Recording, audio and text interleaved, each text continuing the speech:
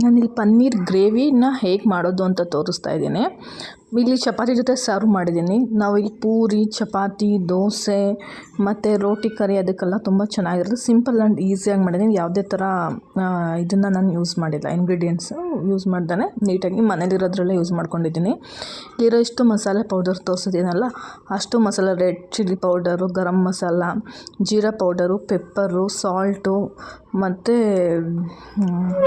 ಧನಿಯಾ ಪುಡಿ ಇಷ್ಟನ್ನು ತೊಗೊಂಡು, ಉಪ್ಪು ಮತ್ತು ಮೊಸರು ತೊಗೊಂಡಿದ್ದೀನಿ.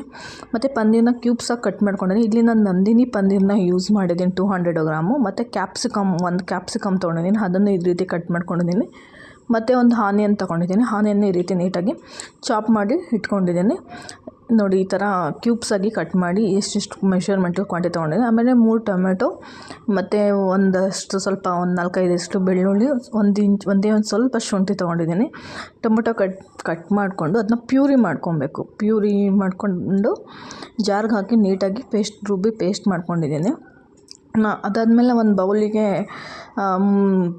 ಒಂದು ಬೌಲ್ ತೊಗೊಂಡು ಅದಕ್ಕೆ ಮೊಸರು, ಕಟ್ ಮಾಡಿ ಇಟ್ಕೊಂಡಂಥ ಪನ್ನೀರು, ಸ್ಪೈಸಸ್ ಏನೇನು ಮಸಾಲೆ ಪೌಡರ್ ಅದನ್ನೆಲ್ಲ ತೋರಿಸೋದನ್ನ ಅದನ್ನೆಲ್ಲ ಹಾಕ್ಕೊಂಡು ನೀಟಾಗಿ ಮಿಕ್ಸ್ ಮಾಡ್ಕೊಬೇಕು. ನೀಟಾಗಿ ಅದನ್ನು ಗಂಟು ಇಲ್ದಂಗೆ ನೀಟಾಗಿ ಮಿಕ್ಸ್ ಮಾಡ್ಕೊಬೇಕು.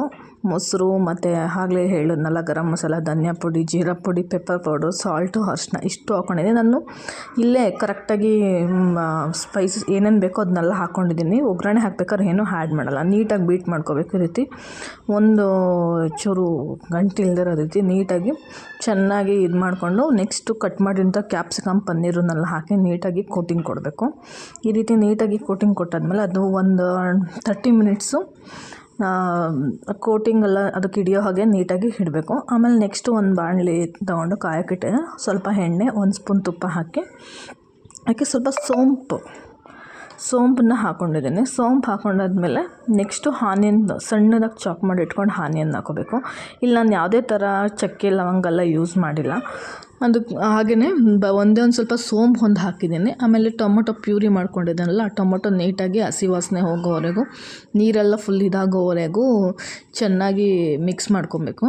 ಅದು ನೀರೆಲ್ಲ ಹೋಗಿ ಸ್ವಲ್ಪ ಕನ್ಸಿಸ್ಟೆನ್ಸಿ ಬರುತ್ತೆ. ಇನ್ನೂ ಚೆನ್ನಾಗಿ ನೀರೆಲ್ಲ ಫುಲ್ಲು ಹೋಗ್ಬಿಡ್ಬೇಕು.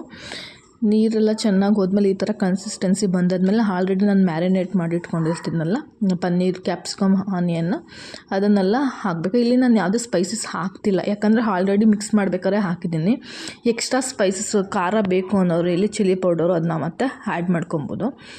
ನೆಕ್ಸ್ಟು ಇದಕ್ಕೆ ಚೆನ್ನಾಗಿ ಸ್ವಲ್ಪ ಅದೇ ಬಟ್ಲಲ್ಲೇ ನೀರು ಹಾಕಿ ನೀಟಾಗಿ ಇದು ಮಾಡಿ ಚೆನ್ನಾಗಿ ಸ್ವಲ್ಪ ಒಂದು 10 ಮಿನಿಟ್ಸು ನೀಟಾಗಿ ಮೀಡಿಯಮ್ ಉರಿಯಲ್ಲಿ ನೀಟಾಗಿ ಬೇಯಿಸ್ಬೇಕು. ಪನ್ನೀರ್ ಅಂದರೆ ಸ್ವಲ್ಪ ಮೀಡಿಯಮ್ ಉರಿಯಲ್ಲಿ ಕ್ಯಾಪ್ಸಿಕಮ್, ಆನಿಯನ್ ಎಲ್ಲ ಬೇಯೋ ರೀತಿ ಒಂದು 10 ನಿಮಿಷ ಚೆನ್ನಾಗಿ ಮಸಾಲೆ ಮತ್ತು ಪನ್ನೀರಿಗೆಲ್ಲ ಹಿಡಿಬೇಕು. ಈ ರೀತಿ ಚೆನ್ನಾಗಿ ಕುದೀತಾ ಇದೆ. ಚೆನ್ನಾಗಿ ನೋಡಿ, ಈ ರೀತಿ ಆದಮೇಲೆ ಸ್ಟವ್ನ ಆಫ್ ಮಾಡಿಕೊಂಡ್ರೆ ಪನ್ನೀರ್ ಗ್ರೇವಿ ರೆಡಿ. ಚಪಾತಿ ಜೊತೆ ತುಂಬ ಚೆನ್ನಾಗಿರುತ್ತೆ ಈ ರೀತಿ ಕನ್ಸಿಸ್ಟೆನ್ಸಿ ಬಂದಾದಮೇಲೆ.